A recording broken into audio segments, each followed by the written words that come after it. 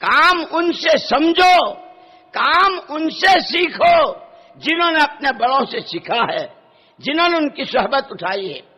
اتنا بڑا آدمی ہے عمر، اللہ اکبر، رضی اللہ عنہ وارضاہ، جس کے بارے میں حضور اکرم صلی اللہ علیہ وسلم فرماتے ہوں جس راستے سے عمر جائے گا شیطان نہیں جا سکتا۔ قرآن میں کتنی جگہ ہیں ایک چیز قلب عمر میں آئی ہے اور تائید میں آیتیں آئی ہیں۔ یہ وہ عمر ہیں جن کے بارے میں حضور اکرم صلی اللہ علیہ وسلم فرماتے ہیں اگر میرے بعد نبوت کا دروازہ کھلا ہوتا عمر اللہ کا نبی ہوتا۔ لیکن اپنی بات سے رجوع، اپنے قصور کا اعتراف۔ ایک صحابی آئے، لمبے وقت کے بعد، 2.5 سال کے بعد آئے، گھر گئے تو دیکھا کہ بیوی کا حال وہ حمل سے ہے، حیران رہ گئے یہ کیا ہوا۔ اسی لیے دوستو یاد رکھنا، صرف چلے لگا لینا اور 4 مہینوں میں پیدل اور سواری اور ملکوں میں پھرنا صرف اتنا نہیں ہے۔ قوا انفسکم واہلیکم نارا، جہاں اپنا وہاں گھر میں کیا ہو رہا ہے، بہوؤں کے راستے کیا آ رہا ہے، بیٹوں کے راستے کیا آ رہا ہے، کیا جا رہا ہے، اس کی نگرانی، اس کی دیکھ بھال ہماری ذمہ داری ہے۔ وہ صحابی سیدھے گئے حضرت عمر رضی اللہ عنہ کے پاس۔ امیر المومنین میں تو جماعت میں تھا، گھر میں یہ ہوا۔ حضرت عمر رضی اللہ تعالیٰ عنہ نے ایک عورت کو بھیجا، جا کے دیکھ کے آؤ یہ جیسا کہہ رہا ہے اس کی بیوی ایسی۔ وہ آئی اور انہوں نے کہا کہ ہاں وہ تو حمل سے ہے۔ حضرت عمر رضی اللہ تعالیٰ عنہ نے فرمایا اس کا رجم کرا دو۔ رجم کرانے کے لیے یعنی زندہ گھڑا کھود کر چاروں طرف سے پتھر برسانا۔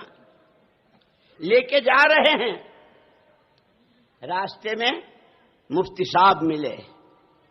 خدا کرے ہمارا تعلق علماء سے ہو، ہم قدم قدم پر علماء سے پوچھیں تو ہم دیندار بنیں گے۔ دین وہ نہیں ہے جو میری سمجھ میں آیا اور آپ کی سمجھ میں آیا، دین وہ ہے جو دین لانے والے نبی نے سمجھایا ہے، جس کو علماء نے سمجھا ہے کتاب و سنت سے۔ حضرت معاذ بن جبل رضی اللہ تعالیٰ عنہ مدینے کے سب سے بڑے مفتی تھے۔ منظر دیکھا، بھئی کیا بات ہے، کون ہے، کہاں جا رہے ہو؟ اس بیچاری سے چوک ہوئی ہے، امیر المومنین نے اس کے لیے رجم کا فیصلہ کیا ہے۔ مفتی صاحب نے کیا کہا؟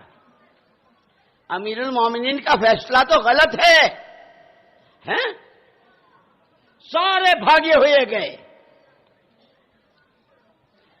مفتی صاحب تو یہ کہہ رہے ہیں، فرمایا بلاؤ معاذ کو۔ حضرت معاذ بن جبل رضی اللہ عنہ آئے۔ کیا ہوا؟ امیر المومنین یہ مسئلہ اتنا سنگین ہے، 4 عاقل بالغ آدمی اپنی آنکھوں سے اس کو ایسے دیکھے جیسے سرما دانی میں سلائی ڈالی جاتی ہے۔ آپ نے ایک عورت کی گواہی پر، عورت کی تو خود وہ تو ناقص العقل، ہاں بھائی چوک ہوئی، غلط نہیں، امیر المومنین 2 ہوئی۔ اگر اس کا رجم ہوتا، اس کے پیٹ کا بچہ مرتا، اس بچے نے کیا قصور کیا تھا؟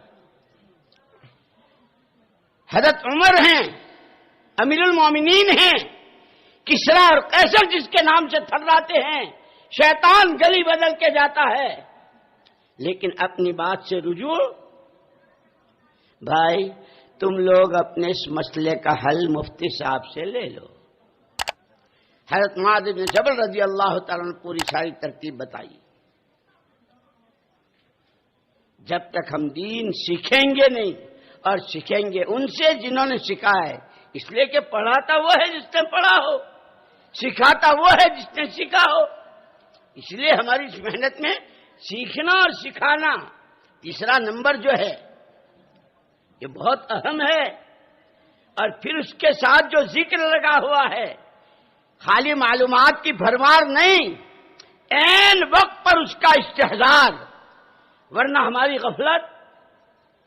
غفلت جا رہے ہیں ایک آدمی نماز پڑھ رہا ہے، نکل گئے، کسی نے پیچھے سے کہا رہے بھائی نماز پڑھ رہا، اچھا اوہو نماز، پھر واپس بھی تشریف لا رہے ہیں۔ یہ ہماری غفلت کا حال ہے۔ صرف معلومات نہیں، علم بھی ہو، عمل بھی ہو، اور عین وقت اس کا دھیان کس وقت میں اللہ کا کیا حکم ہے، عقیدے سے متعلق اللہ کیا کہتے ہیں، کون سا ایمان مطلوب ہے، کون سے اخلاق مطلوب ہے، کون سی نماز مطلوب ہے، کون سا علم و عمل مطلوب ہے۔ اللہ قبر کو نور سے بھرے۔ مولانا یوسف صاحب رحمۃ اللہ علیہ فرماتے تھے آدمی جس رخ پر کھڑا ہوتا ہے اس رخ کی تو سوئی بھی نظر آ جاتی ہے، جدھر پشت ہوتی ہے کوہ ہمالیہ بھی ہو تو نظر نہیں آتا۔